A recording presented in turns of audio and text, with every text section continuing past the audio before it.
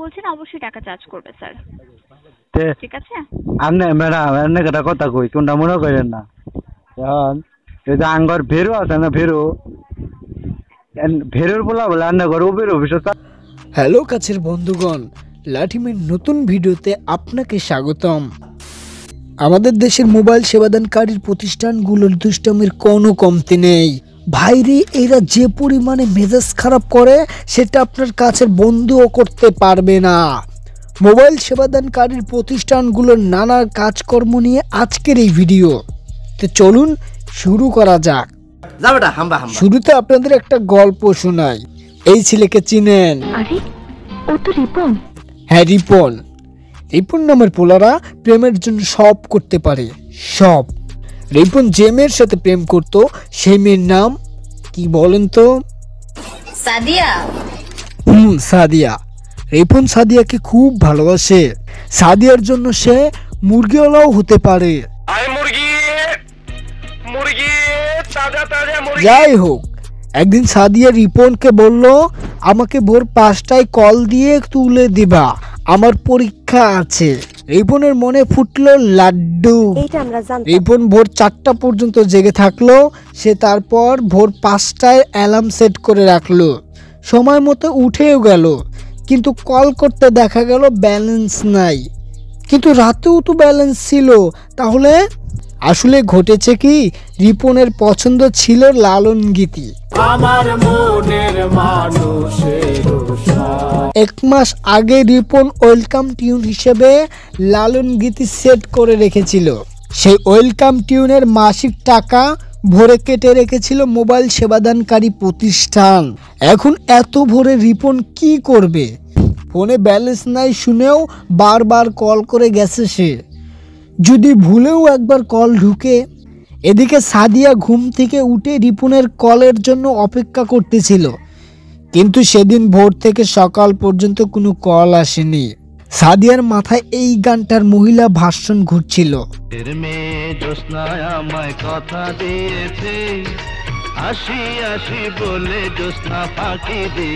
এরপর দেমাগি সাদিয়া রিপনের সাথে আর কখনোই কথা বলেনি। আর এভাবেই অনাকাঙ্ক্ষিত ব্যালেন্স কেটে নেওয়ার কারণে উঠতি প্রেমের ইতি ঘটে। ভাইরে, এটা তো ছিল স্যাম্বল। মোবাইল সেবাদানকারী প্রতিষ্ঠানগুলোর দুষ্টামির দিকে একটু নজর দেই। আপনি যে কোনো পরিমাণ রিচার্জ করতে পারবেন না। রিচার্জ করে দেখবেন আজব খেলা। ধরেন আপনি রিচার্জ করেছেন 21 টাকা, কিন্তু ব্যালেন্সে টাকা আসেনি। আমার 21 টাকা আমি রিচার্জ করছি, টাকাটা গেছে কোথায়? সেই টাকা হয়ে গেছে 5টি SMS, 5টি MMS, 2 মিনিট টক টাইম ও 5 MB ইন্টারনেট। আরে ভাই, আমি কি আপনাদের বলছি যে এই অফার আমি নিব? বিভিন্ন টাকার পরিমাণে এমন গোপন গোপন অফার রাখে। মানুষ কি কাজ কাম বাদ দিয়ে এই সব মুখস্থ করবে? আর ইন্টারনেট প্যাকেজের খেলা তো আরেক। আপনি একদিনের জন্য কোনো প্যাকেজ অন করলেন, ওকে, পরের দিন সেই প্যাকেজ অটো রিনিউ করে রাখে। এরপর আপনাকে মেসেজ করে জানাবে। কেন রে ভাই, তুই আগে মেসেজ দিয়ে জিজ্ঞেস কর আমি রিনিউ করব কি না। আর অন্য সময় তো ঠিকই মেসেজ দেয়, সকাল বিকাল সন্ধ্যা রাত, কোনো সময় বাদ নেই। নানান অফারের প্রলোভন, ওকে, এগুলো মানলাম, কিন্তু মাঝে মাঝে কল করে বিভিন্ন অফারের গল্প শোনায়। ধরেন রাতে আপনার ঘুম হয়নি, সকালে কাজ থেকে এসে শুয়ে পড়েছেন, কেবলই ঘুমটা ধরেছে, সেই সময় কল। কাঁচা ঘুম ভেঙে ফোন রিসিভ করে দেখলেন নানান অফারের গল্প শোনাচ্ছে।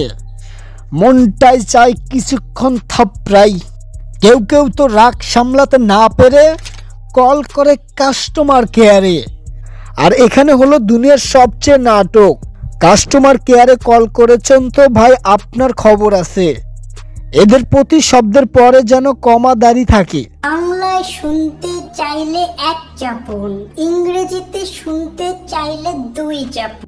এমন নাটক সহ্য করতে না পেরে অনেকে ফোন তুলে আছাড় মারে।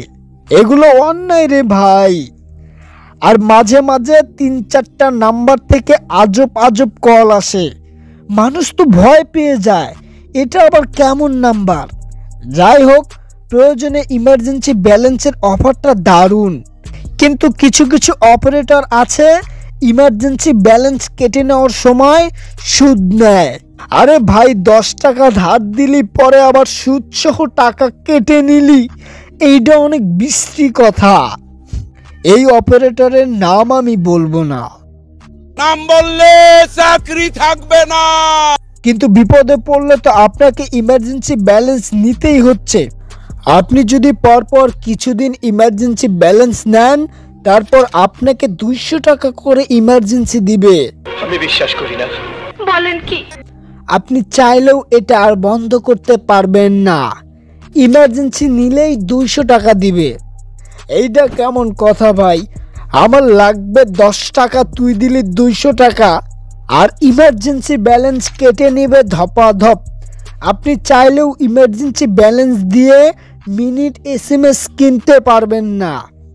যাই হোক, আপনাদের একটা গল্প বলি। একদিন আমার এক বন্ধু বারবার মেসেজ দিচ্ছিল, আর্জেন্ট কল কর, আর্জেন্ট কল কর। আমার ফোনে ব্যালেন্স নাই। পরে আমি ইমার্জেন্সি ব্যালেন্স নিয়ে কল করলাম, কিন্তু পরে ও নানান গল্প বলতে থাকলো। আমি বললাম, এগুলো তোর আর্জেন্ট কথা? বলে অনেক রাত হয়েছে, আমার বিড়ি শেষ, 1 প্যাকেট বিরিয়ানি। মনটাই চাইলো মারুফের সব গালি একসাথে দেই, কিন্তু গালি দেওয়ার সময় ফোনে ব্যালেন্স শেষ। সো আজ এই পর্যন্তই। ভিডিও ভালো লাগলে লাইক করুন, শেয়ার করুন আপনার বন্ধুদের কাছে। এরকম ভিডিও আরও পেতে আমার চ্যানেলটি সাবস্ক্রাইব করুন। আজ আমি যাচ্ছি, দেখা হবে পরের ভিডিওতে। বাংলাদেশের লোকরা আপনারা আমাদের টাকা কেমনে আসে? এই লাল